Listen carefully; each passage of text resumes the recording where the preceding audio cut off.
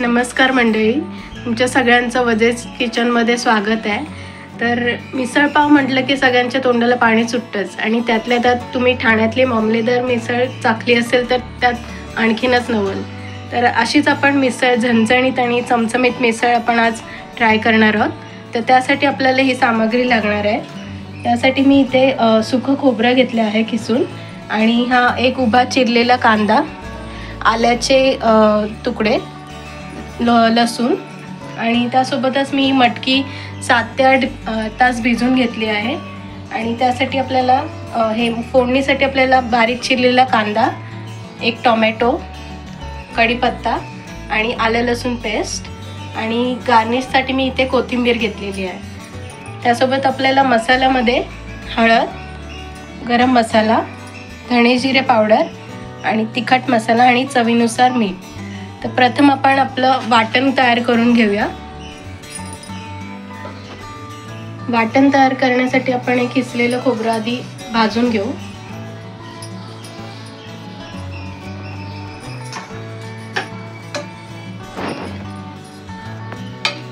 Gas आपल्याला मध्यम आचेवर ठेवायचा आहे, जेणेकरून आपलं खोबरं करपणार नाही, आणि याला सतत हलवत राहायचं आहे। आता आपलं खोबरं हे ब्राऊन होईपर्यंत भाजून झालेलं आहे। मी आता हे प्लेटमध्ये काढून घेते।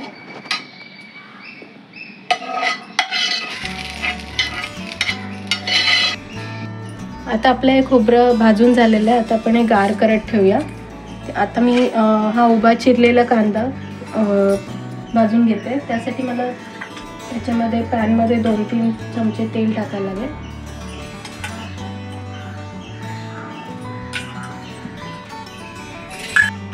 आपलं तेल तापलेलं आहे, याच्यामध्ये मी आता कांदा टाकते।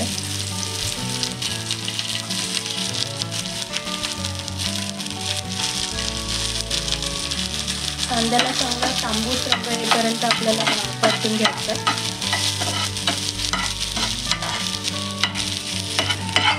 आता आपला कांदा परतून झाला आहे, त्याच्यामध्ये मी आल्याचे तुकडे आणि हे लसूण टाकते। सुद्धा आपल्याला कांद्यासोबत परतून घ्यायचं आहे चांगला।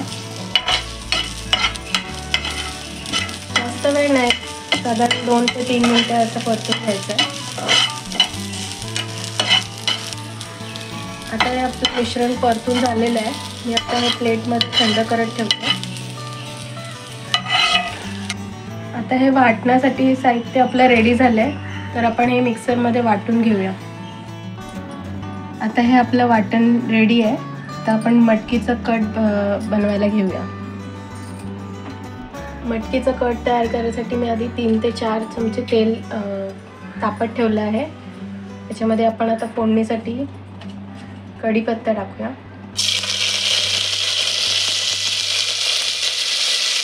त्यामध्ये बारीक चिरलेला कांदा ॲड करते।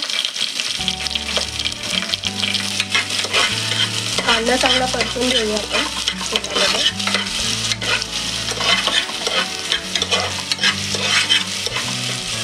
ते मी बारीक चिरलेला टोमॅटो ॲड करते। आता आपला कांदा टोमॅटो परतून झालेला आहे, त्याच्यामध्ये मी आलं लसूण मिरचीची पेस्ट ॲड करते।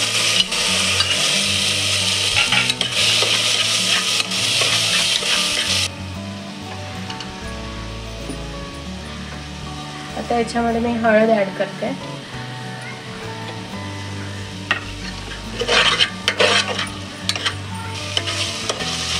हे मिश्रण प्रॉपर परतून घ्यायचं आहे तेलामध्ये।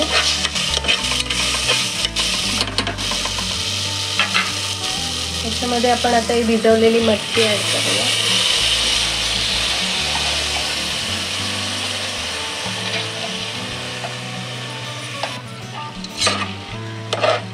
आता हे मिक्स करून घ्यायचं व्यवस्थित। त्याच्यामध्ये आपण 3 ते 4 ग्लास पाणी टाकून कुकरची 1 शिटी करून घ्यायची।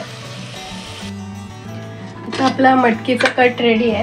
ह्याला आपण आता जो आपण वाटण तयार केलं आहे तो परतून घेऊन मसाल्यावर फोडणी देऊया, जेणेकरून आपला मिसळला चांगला तर्री येईल आणि आणखीन ती झणझणीत आणि टेस्टी लागेल। प्रथम आपण त्यासाठी कढईमध्ये तेल तापत ठेवूया. हे 3 ते 4 चमचे मी तेल इथे घेतलेलं आहे. आता आपलं तेल तापलेलं आहे, याच्यामध्ये मी मसाला ॲड करते.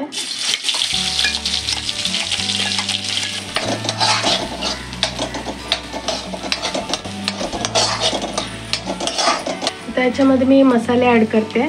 त्याच्यामध्ये मी गरम मसाला, धणे जिरे पावडर, तिखट मसाला आणि मीठ घेतलं आहे चवीनुसार.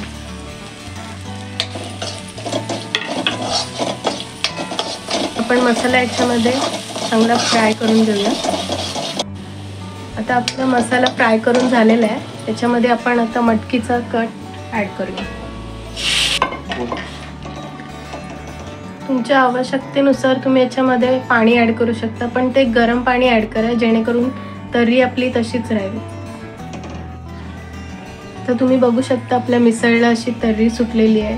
छान अशी झणझणीत मिसळ आपली रेडी आहे. तर मी याच्यावर आता कोथिंबीर ने गार्निश करून आपण ही सर्व करून घेऊया.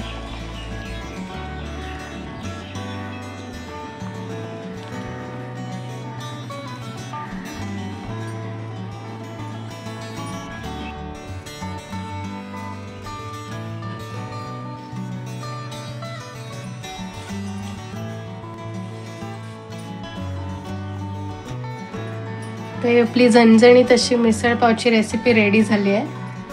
चला तर मग याच्यावर आता ताव मारूया.